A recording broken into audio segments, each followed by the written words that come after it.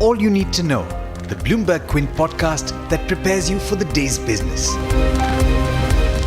Good morning and happy Monday to you. This is the All You Need to Know podcast on Bloomberg Quint, and I'm Alex Matthew. Today is the 24th of August. There was no sign of a flattening of the infection curve over the weekend as the total number of COVID-19 infections in India rose past the 30 lakh mark. India added 69,239 fresh cases in the 24 hours till 8 a.m. on Sunday, according to the Health Ministry's latest update. That takes the total tally to 30.45 lakh. The total includes 56,706 deaths and 22.8 lakh individuals who have recovered. Speaking of the virus and the global fight to stop it, the Infectious Diseases Society of America has revised its COVID-19 treatment guidelines as of Friday, toughening its stance against the use of the anti-malarial drug that's been widely touted by President Donald Trump as a way to deal with the pandemic. IDSA now recommends not to use hydroxychloroquine either by itself or along with antibiotic azithromycin for patients with COVID-19, even in hospitals. Back home, the government is allowing the resumption of production of movies and television programs, with Prakash Zavadekar, who is Information and Broadcast Minister, saying that the government has released standard operating procedures for people engaged in this activity. The centre has also asked all states to ensure that there is no restriction on interstate and intrastate movement of both people and goods during the ongoing unlocking of the economy. In a communication to Chief Secretaries of all states and union territories, Union Home Secretary Ajay Bhalla has said that there were reports that local level restrictions on movement were being imposed in various districts, in direct contravention to the Unlock 3 guidelines.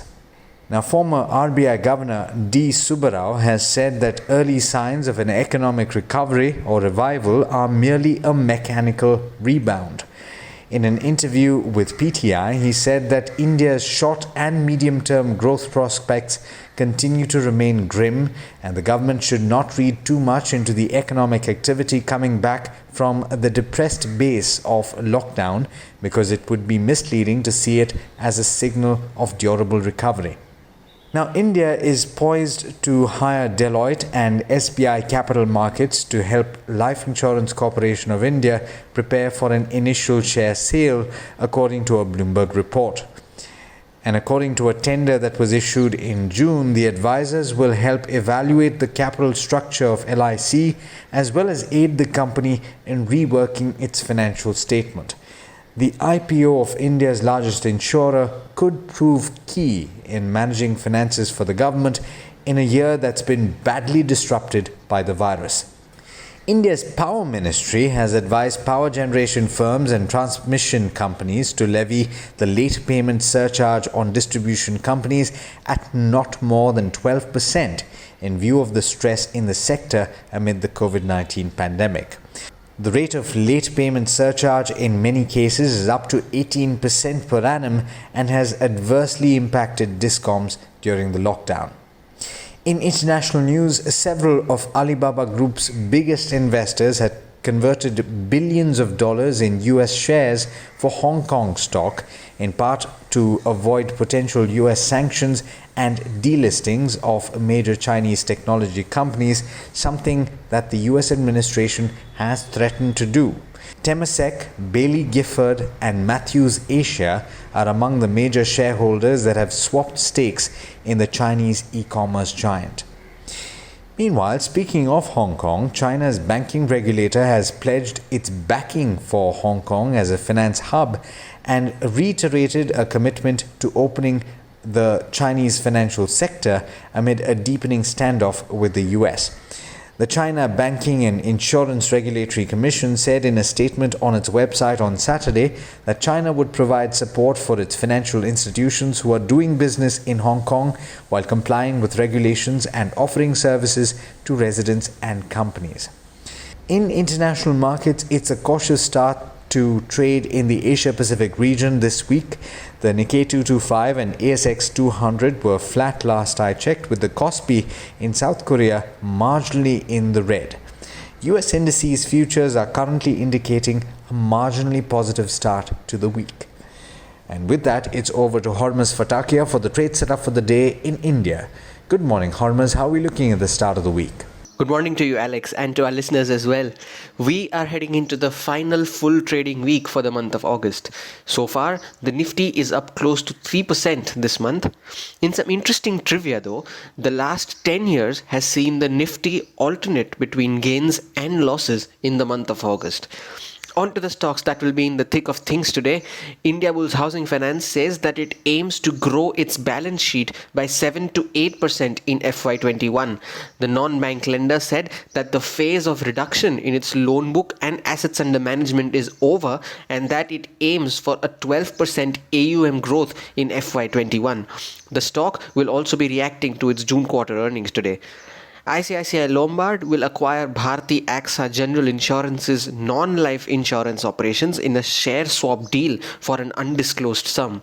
Shareholders of Bharti AXA will receive 2 shares of ICICI Lombard for every 115 shares held as per the share swap ratio. Phoenix Mills has closed its 1100 crore QIP at an issue price of 605 rupees a share, which is a 13% discount to Friday's closing price.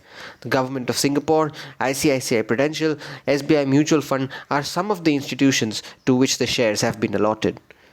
A public unit holder of the newly listed Mindspace Business Parks REIT has created an encumbrance of close to 5.5 crore units or over 9% stake in favor of certain overseas financial institutions for a credit facility availed by the trust, so the reaction to this stock will also be watched out for. Stocks like Union Bank of India, Rossari Biotech, Coffee Day Enterprises and Godfrey Phillips will be amongst those that will react to their earnings reported late on Friday and over the weekend. Amongst companies reporting earnings today include IRB Infra, LIC Housing Finance, Globus Spirits and NoSil. In some brokerage notes, Morgan Stanley expects the profitability of Indian steel companies to return to its previous cycle peak by March 2021. In a note, the firm said that the risk-reward ratio for steel companies remains favorable and it highlighted Tata Steel and JSPL as its top picks. Some buzzing stocks on my list today include BASF India, which ended at an upper circuit of 20% on Friday, which was its highest level since November 2018. Plutus Wealth Management has acquired 0.7% stake in the company on Friday at around 1600 rupees a share. Orient Bell, which ended 7% higher on Friday at the highest level in 2 months. The stock gained for the 5th straight day after Porenju Elliott's Equity Intelligence India acquired over 0.5% stake in the company at close to 92 rupees a share. And lastly, I have Aarti Industries, which ended at an all-time high on Friday. The stock is now up 18% in the last 6 sessions, which is its longest gaining streak since October 2019. As we gear up for the start of trade, the SGX Nifty is currently flat, close to the mark of 11,400. And you can get more details on all of these stocks in our All You Need to Know copy on BloombergQuint.com. And with that, I wish you a safe day ahead, and it's back to you, Alex. Thanks, Hormuz. And as always, thank you all for listening in.